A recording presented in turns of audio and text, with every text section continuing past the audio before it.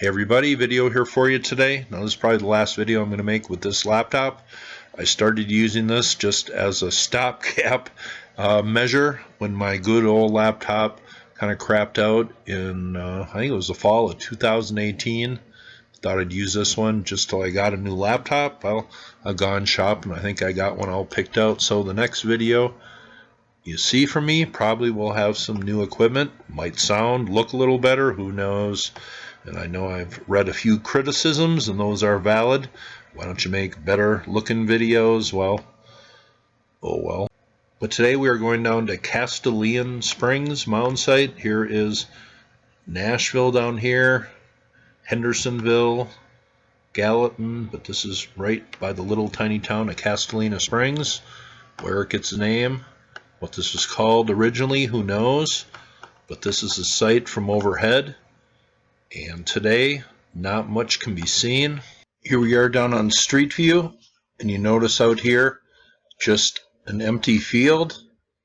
Nothing special about it at all, except one lonely mound out here. And if you were driving by here, would you even notice that this is something ancient and was once an ancient mound about 2 football fields long. But today, just a normal old field out in the middle of northern Tennessee. Nothing special about it, except this was an ancient city with platform mounds, circular enclosures, and an embankment wall that went all the way around this place. Here is the mound site. Here is where the one remaining mound is located. Let's just fade in where other features were here in ancient times. As you see here, there was a circular mound down here, a circular structure right here. Looks like a square platform mound right here. And then there was some excavation done right here in fairly recent times. But that one remaining mound is the remnants of a large platform mound that was 180 meters, about 600 feet long. That was really big originally. Today, just that little hill remains. Also found here a bunch of stone box graves. And these were fairly common in this region of ancient America. And here is the mound, all that is left of a pretty large feature here at this ancient site. There was some archaeological work here done at this site in the 1890s. And this is a pic from over 100 years ago, and you have a little better idea of this long platform mound and kind of what it originally looked like. Came up here to a flatter top, came down here, and then stretched for quite a ways. But today, this is also known as the Castalian Mounds and also the Bledsoe Lick Archaeological Site. And here it says the site is owned by the state of Tennessee and its historic site managed by the Bledsoe's Lick Association for the Tennessee Historical Commission. The site is not currently open to the public. It says the Palisade village and surrounding habitation area was approximately 40 acres in size and consisted of a dozen platform mounds, a burial mound, a plaza, and a number of dwellings and civic structures. Today, just that one hill remains. The site was first noted in the early 1820s by Ralph E.W. Earl. He described a low earthen embankment with raised earthen towers enclosing 16 acres, the remnants of what is now known to have been a wooden palisade. Earl also described the principal mound, Mound 2, inside the enclosure as being a compound structure consisting of a rectangular platform 600 feet long by 200 feet wide, and that's 180 meters by 61 meters, and 18 to 15 feet in height, and aligned in an east-west direction. On the western end of the platform was a conical-shaped mound with a flattened top, approximately 18 to 20 feet in height. On the southern side of the mound was a plaza, which was bordered on its eastern edge by a 120 feet in diameter mound, and on its western edge was another large platform mound. Outside of the palisade to the southwest on the banks of Lick Creek was a stone mound 60 feet in diameter, and stone mounds were found at a few other sites around this area. Over the last 200 years, Americans have plowed the area for agricultural purposes, and consequently, the main platform mound and a few raised impressions are all that are visible of the embankment and 12 platform mounds that were once contained within it. Scattered throughout the area, archaeologists have found stone box graves, mortuary caves, and other features thought to be associated with the Castalian Springs Site. Located a few hundred yards west of the Castalian Springs Site, there is a cave known as Cave of the Skulls. This small cave was explored by Meyer at some time during one of his 3 excavations at the site.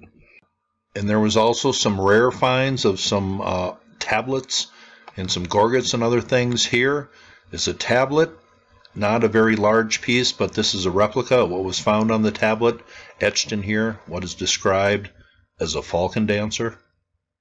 Another artifact, this has holes in it. Maybe this was worn around the chest as a necklace, but this is called a braider warrior gorget. Here is what they call a Nashville 1 style shell gorget, and this was found at the site here a long time ago. Here is what they call a Cox style gorget. Notice a bird here, but some symbolism on there. Holes made because it's probably worn as jewelry, but this is pretty rare find, I guess. Cox style rare gorget. Here are the marine shell gorgets recovered by William Meyer from Mound 1. A lot of bird symbolism, warrior symbolism. Pretty rare finds here, but this place had a lot of cool artifacts. Here is one of the sketches made of the site in 1891 by Mr. Meyer, and 12 mounds were noted here. Palisade wall, embankments, conical mounds, burial mounds. This place had it all. Here is an 1821 map of the site, and this is within a circular enclosure, a palisade wall, and in the top left there, the mounds are designated where they sit inside the circular enclosure. But I read on this website, and I'll leave these links below, that there are some fee-based tours done by the Bledsoe Lick Association. But this site today, just one mound remains. It was a large 600-foot long platform mound. It was within a palisade circular enclosure. 12 mounds existed here once. Today, just kind of lost to memory and time. The history books have this place going back maybe 1,000 years. Could it be older? Well, a lot of these places, the farther down you dig, the older it gets, but the standard line is here, maybe around 1100. This place was thriving. Totally different place than it is today, just a lonely field.